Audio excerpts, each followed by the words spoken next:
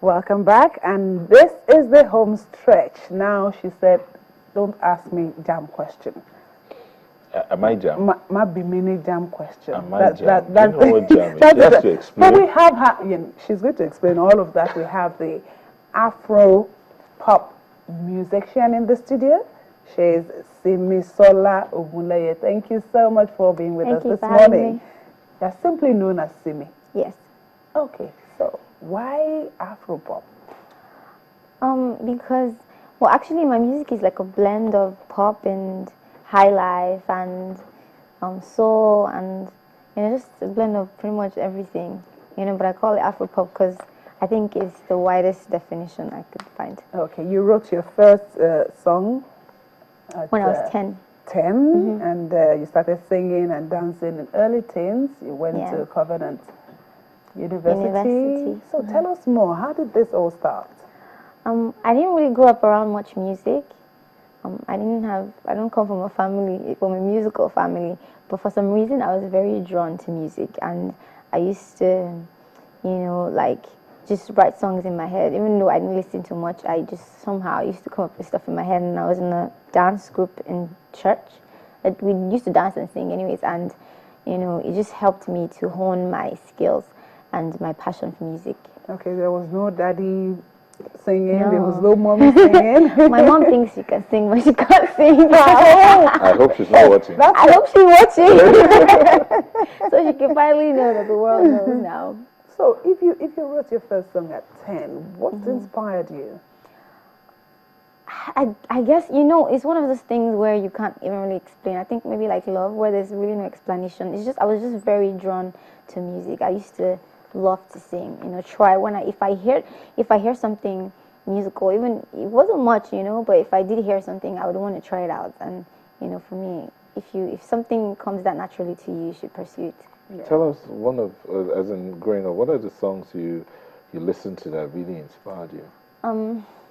Well, I didn't really get to listen to much until later, maybe like my late teens, but I used to love Lauryn Hill. And I remember that I used to listen to a lot of Asha as well.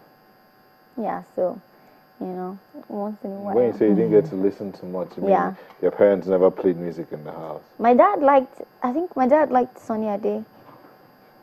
Yeah, I think Sunny Ade. My mom just followed whatever daddy was. I think my mom liked Don Moen. Yeah, so there was no, push. There wasn't like anyone to say, oh, can you teach me what you know? So what has been the acceptance like since you started? Yeah, I started in gospel music actually. I released an album in 2008, and the response was amazing. But I got signed to Extreme Music last year. Since then, I've released 2 big singles. Actually 3, but I made videos for 2, and it's been amazing. Like when you put like your heart into something and you work hard, and people recognize what you're doing and they want to identify with you. It's a good feeling. So you started with gospel music, and you moved to Afro-pop, a blend of high life. Yes. Why the transition? I started to see music more as a profession, as a job, because my style of writing changed, my style of singing changed, and I would say that I grew as an artist. I learned more, and I wanted to do more. So you felt gospel music will restrict you, or you couldn't do Afro-pop under the gospel genre? No, the gospel genre is basically what you're talking about. So it's not like you can't do Afro-pop, because Afro-pop is the style of the music, but I was writing about more things. I was telling different stories. I was writing more, and I didn't want to say, oh, because I'm doing gospel, then why not explore that? Because, it's the same God that gave me that gift. So what's the message you want to send out with your music? Do you have a particular message you want your music to carry? I tend to infuse a lot of humor, or tidbits of humor in my songs, so I want people to listen to my music and smile, or just feel good, about it. It's just when people listen and they want to come back and listen again, I think you've done your job. So what's this jam question about? Jam question is, like, I think of myself as a storyteller, somewhat, and I was trying to tell, because you see, like, if you look at it, like, from like, with humor, and if you see you see some guys when they want to come and ask a girl out, they go and they're like, "Oh, sorry, did you attend Unilag?" And she's like, "No, but I know I've seen you there before. You attend Unilag, you know." I think it's funny because you see a lot of Nigerian guys and they do that, and I think it's just funny, a story to tell and sang about it. Okay, so you feel don't just go hiding around, go straight to Yes, go straight to the point. If you like me, say so. What else besides music? What else do you do?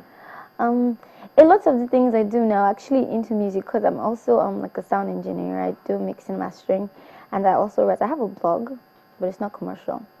Okay. And But it's public. yes, it is. Okay. And I'm also I graduate to I'm a mass communication graduate. So I mean sometimes I just put my hands double into here, yeah. So double aside from a Jamb question, which other song do you have released? I released Thief last year. You be thief, sorry, I'm singing. Okay. Yeah, no, but you can you just sing us on a little bit? Oh, I should sing that. Just a little bit. This one here. Okay. You be thief, I say we default, and you know, say you don't steal my heart. I don't want to sing it. Okay, Yeah. why did you write that song? Did someone steal your heart? Yeah, I guess.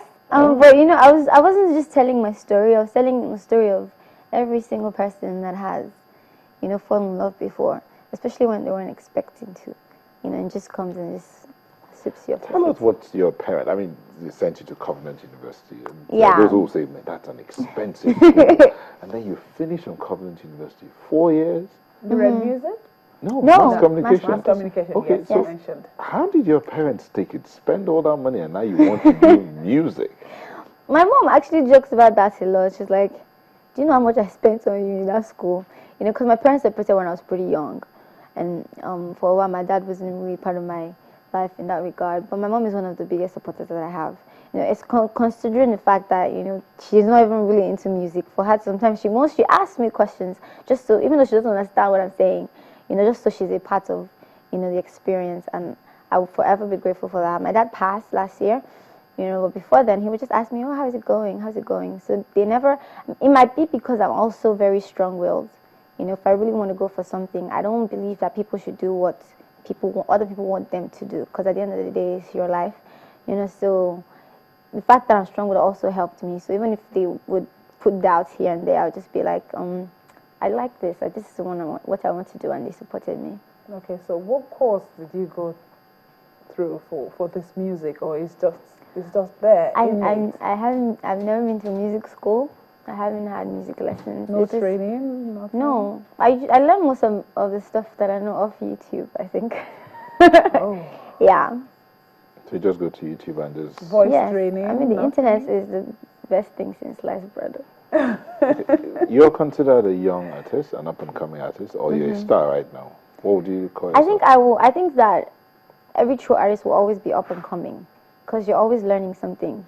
You know, like I could have thought I was a star last year, but there's lots of stuff I didn't know then that I know now, and